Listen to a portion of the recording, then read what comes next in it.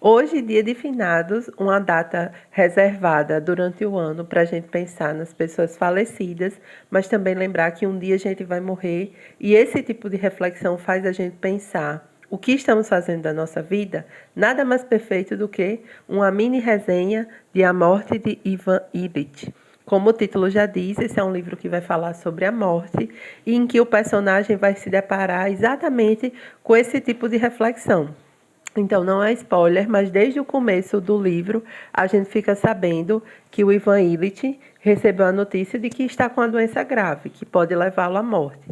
A doença em si não é bem especificada, e esse, por ser um livro antigo, me levou a crer que talvez fosse algo como câncer.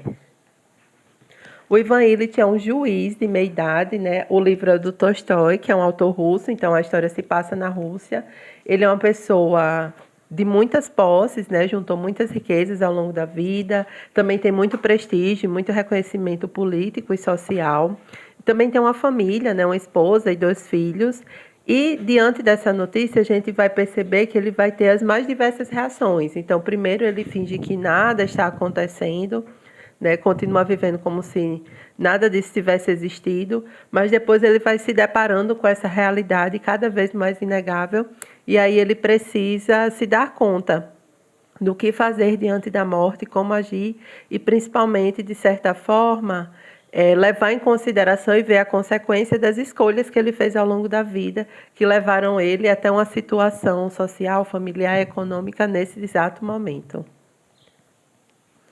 É também interessante o fato de que é um livro curtinho, mas que traz essas reflexões extremamente profundas, né? E junto com o personagem, pela habilidade do autor, a gente também vai sendo levado a esse tipo de reflexão. Um livro fininho assim, inclusive dá para ser lido em um dia. Não é um texto difícil de ser lido, talvez para algumas pessoas seja difícil mais pela temática em si, do que pela escrita do autor. Então, inclusive, fica aqui de recomendação de leitura para você ler hoje no dia de finados e lhe ajudar nas reflexões sobre a vida, sobre a morte.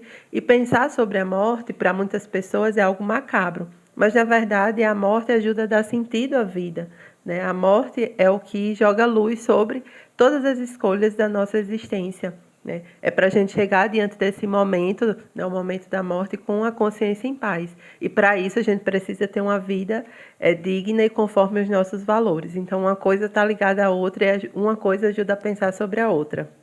Fica aqui minha recomendação de leitura e um bom dia de finados a todos.